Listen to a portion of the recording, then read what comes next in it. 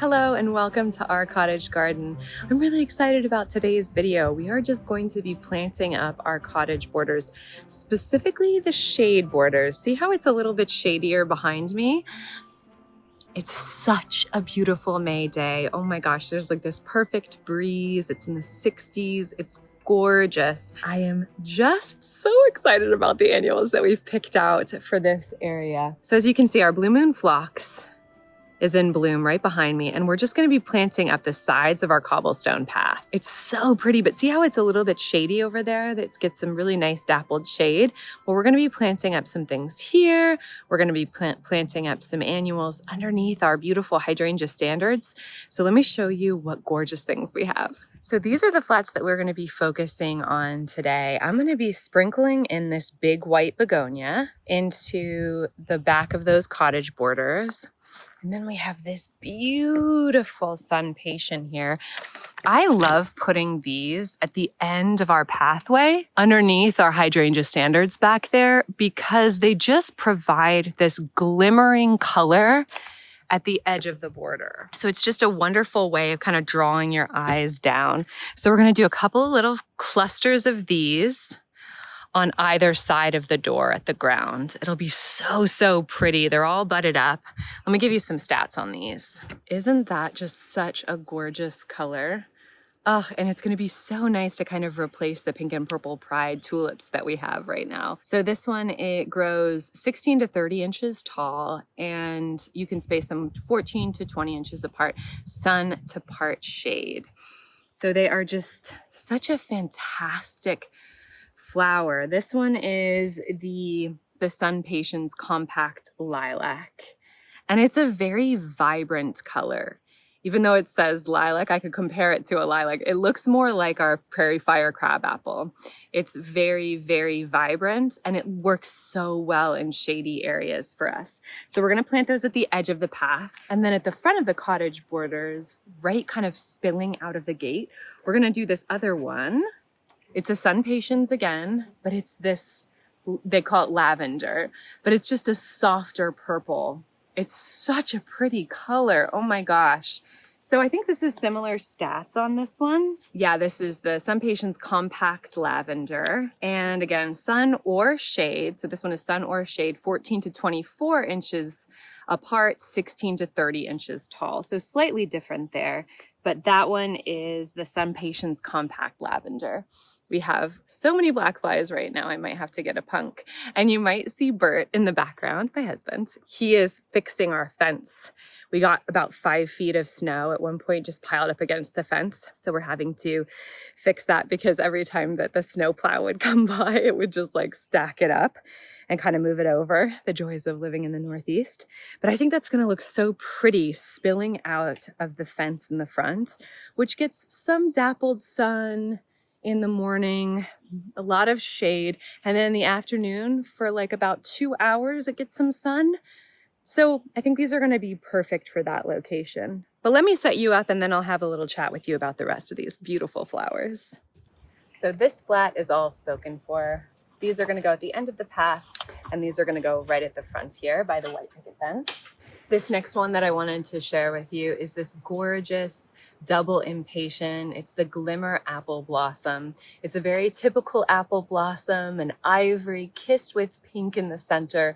It's just gonna look absolutely gorgeous, and double impatiens do really, really well for us. We're going to be using this to kind of freckle the cobblestone path, particularly as it gets closer up to the front of our cottage where it's a little bit shadier. It doesn't look like that right now. It actually looks like that area is a little bit sunnier than here in the front.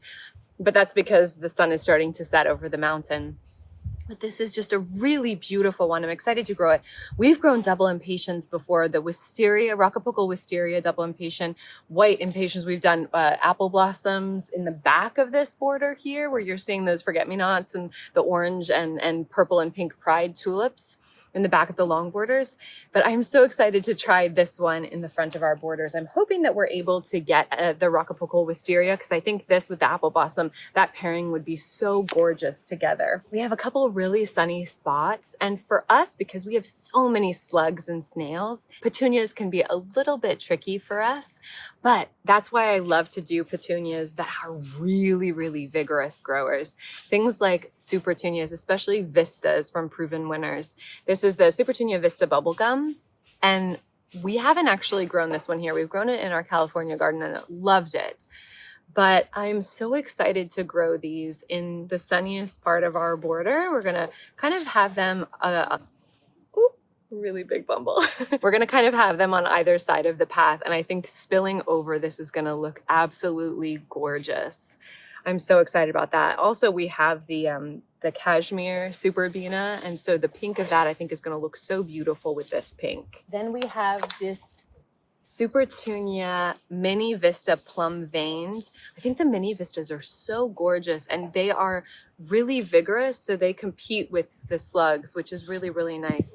And I think that really beautiful plum color softening out almost looks very similar in color to this lavender Sun Patient. I think it'll be pretty to have those in different areas of the garden, kind of mirroring and calling back to one another. Then we have these big white begonias, and these are just gonna kind of fill in spaces in those cottage borders. So these will kind of be set back and a little bit apart from these ones. Let me give you the stats on these. So this is the big white green leaf begonia.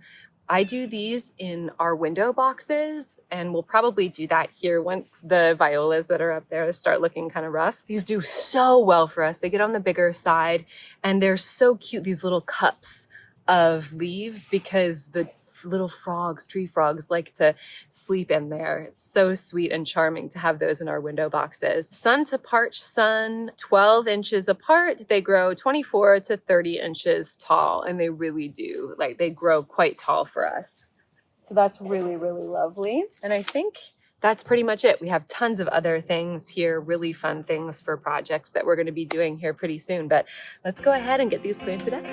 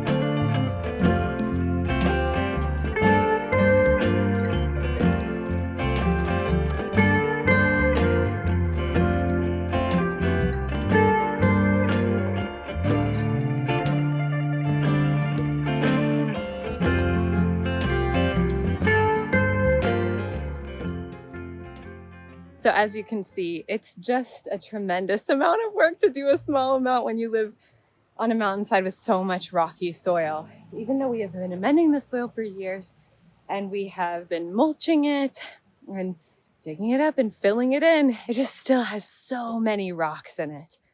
So it's just one of those things. And these black flies are driving me crazy. All right, let's power on.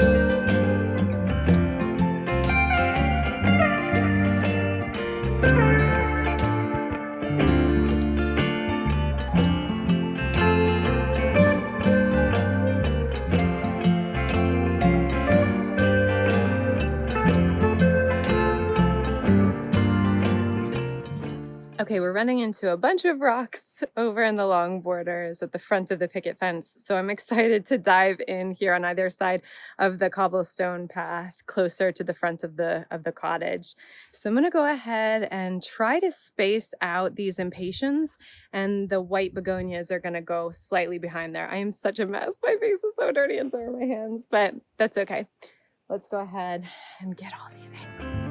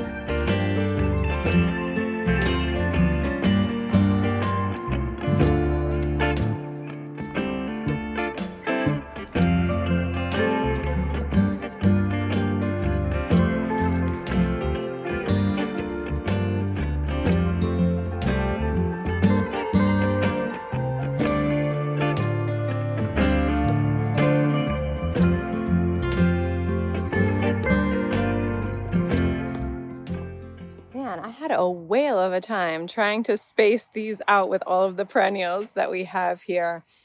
And there's a few other annuals that I've already tucked in, the coleus in the back here. I have a few coleus tucked in, so it's kind of difficult, especially since the bulbs are still up. And a lot of the perennials, like this blue moon phlox, is a spring bloomer, obviously. It's spring now. And that's just a one-time bloomer. It doesn't repeat bloom, so that's going to be down for the rest of the season. But I think we've got it. We've got 3 big white begonias, and then I used all 5 of those double impatiens. I think it's going to look really pretty, so I'm going to get these in the ground.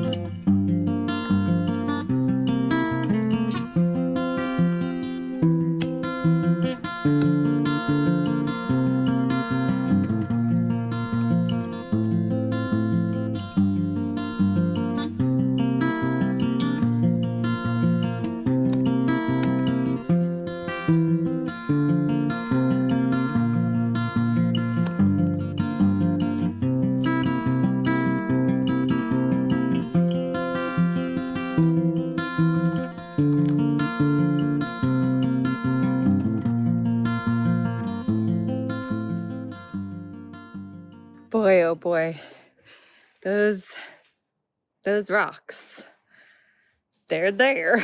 It is just so crazy to me that even after years of doing this, we still have rocks. Not many, and that last hole was very nice, but I am really excited about this.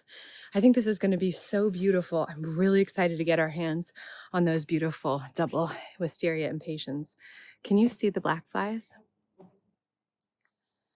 You guys, they're driving me crazy. Let's go ahead and plant these up now.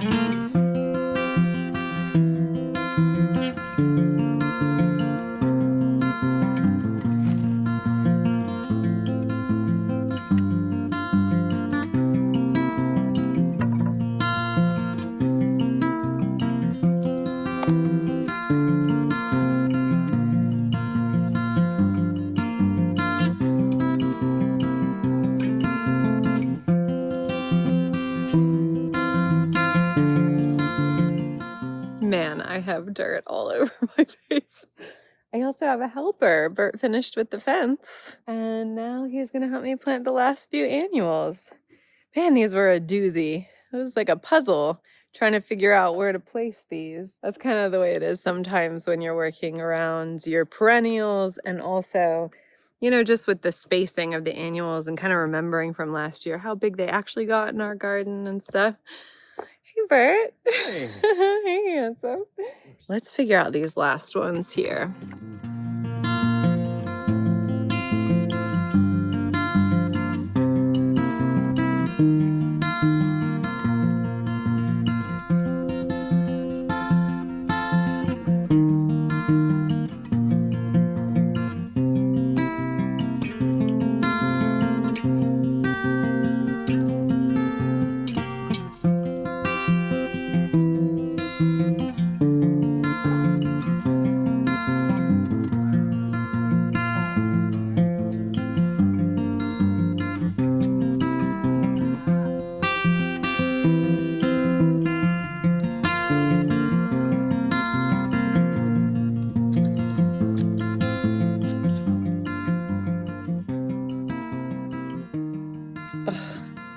How amazing is that green?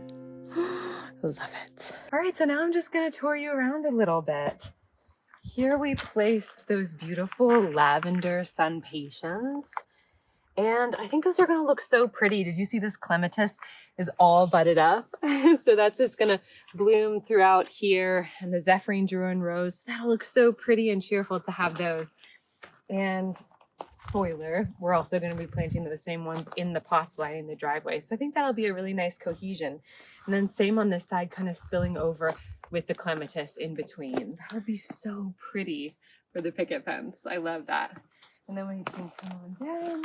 Now, I didn't plant all of these today, but I did want to show you an update on how some of the annuals are doing. They're just looking so good. I feel like they're filling out really nicely.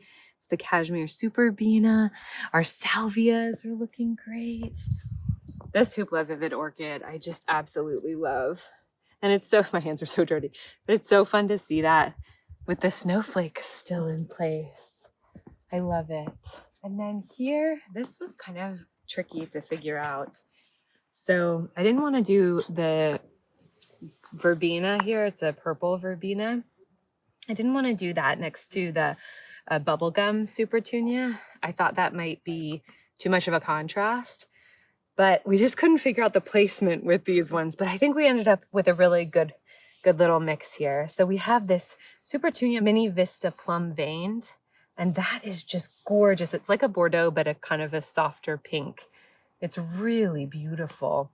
And I think it'll pair really nicely with this Kufia, which also has just really thickened up, which is so fun to see.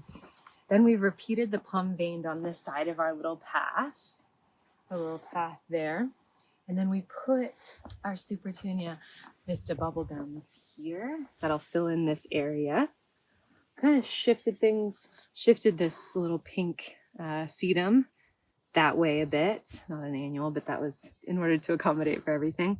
Moved this little Dusty Miller that came back from last year in order to make room for this one here. And this is an Autumn Joy sedum, so that'll bloom pink and be really, really pretty. And then we put the other Supertunia on this side. that'll kind of take up this area here. I think it'll be really nice. And then all along here, we have those double apple blossom impatiens. Doot, doot, doot, doot. And then in between, we'll try and find those wisteria ones to have those in between, like there, there, there, and so on. And then here we have our big white begonias. So that'll be a stair step there, kind of filling in this space where this, look at that. Look at that blue moon phlox. I don't know if it shows up as well on camera, but oh my gosh, one of my favorite plants.